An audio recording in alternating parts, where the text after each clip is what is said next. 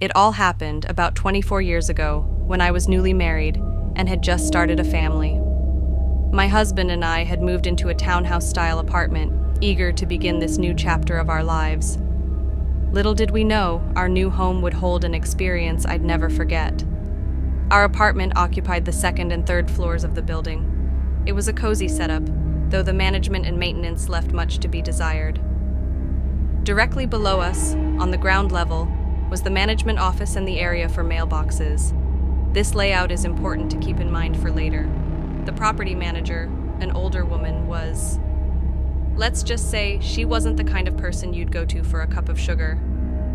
She seemed perpetually sour and ran the place poorly. Picture Juno, the social worker from Beetlejuice, but crankier and with an added side of hateful bigotry. That was her. From the moment we moved in, she had it out for us. She claimed we lied about me being pregnant because she didn't want to rent the townhouse unit to families with kids. To make things worse, she'd often make disparaging remarks about my husband because of his race. To call her a peach would be a cruel joke. After our baby was born, I became a stay-at-home mom. My days were spent cleaning, caring for the baby, and trying to make the best of a challenging living situation. Winters in that apartment were brutal since we had no working heat. Despite repeated complaints, the manager, who we'll call Juno, never made an effort to fix it. We relied on space heaters scattered throughout the unit to keep warm. Maintenance issues piled up too. Our ceiling fans sparked dangerously when used, and the garbage disposal, held together with duct tape, leaked constantly. It was a mess, but we tried to manage. One afternoon, after feeding my 9-month-old, I carried him upstairs for his bath. Anyone who's fed a baby knows how messy they can get.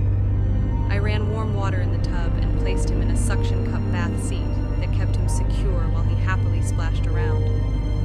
To make the bathroom warm enough, I brought in a space heater, setting it safely on the countertop far out of reach and away from the water.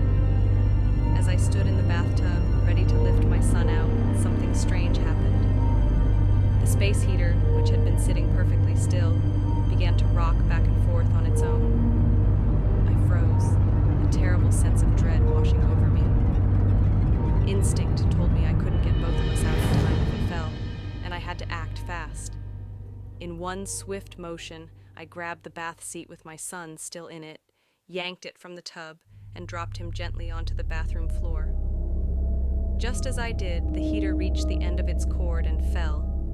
It hit the edge of the shower door, bounced off the tub, and landed on its side a couple of inches away from where my son had been sitting. Thankfully, the heater had an auto shut-off feature, so it turned off immediately upon tipping over. As I caught my breath, a new kind of terror crept in. The corner of the bathroom seemed to grow darker, as if shadows were pooling there. It wasn't smoke, and the lighting hadn't changed. There were no windows in the bathroom, so it wasn't the sun going behind a cloud. It was just dark. Then came the smell. Thick, acrid cigarette smoke filled the room, so strong it made me cough. It was unmistakably the smell of Camel non-filters, the same brand Juno chain-smoked in her office every day. But there was no visible smoke, only the stifling smell. What terrified me most was the overwhelming sensation of hatred and malice. It felt as though someone was standing in the corner, glaring at me with pure venom. I grabbed my baby, wrapped him in a towel, and ran downstairs without looking back. For the rest of the day, I stayed downstairs, too shaken to return to the bathroom. I used diapers from the diaper bag and kept my son bundled in the towel to keep him warm. Every so often, I'd glance nervously up the stairs, half expecting to see something waiting at the top. I didn't want to take the baby back up there, but I also didn't want to leave him alone downstairs. When my husband came home that evening, he immediately noticed our son wasn't dressed and asked what had happened. I told him about the space heater falling and the strange events that followed. He tried to reassure me, chalking it up to faulty equipment. Wanting to investigate, he went upstairs to check the bathroom. The outlet was fine, the space heater showed no signs of malfunction, and there was no smell of cigarette smoke lingering in the air. He placed the heater back on the counter, turned it on, and watched it for a few minutes. It didn't move or rock, behaving as it should. "See?" he said with a laugh. "Probably just your imagination." But I knew what I'd experienced. Something had been in that bathroom with me. Later that evening, we heard shouting from the building's entrance near the mailboxes. Juno's adult son was yelling at people in what sounded like a fit of rage.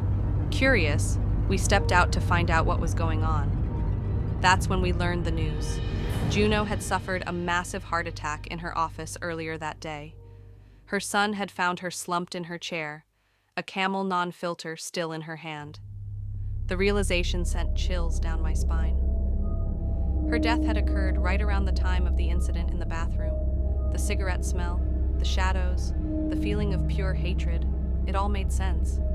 It felt as though, in her final moments, her anger and malice had somehow reached out to me and my baby. We moved out of that apartment not long after, but the memory of that day has stayed with me ever since. It's something I'll never be able to explain, and frankly, I don't think I want to.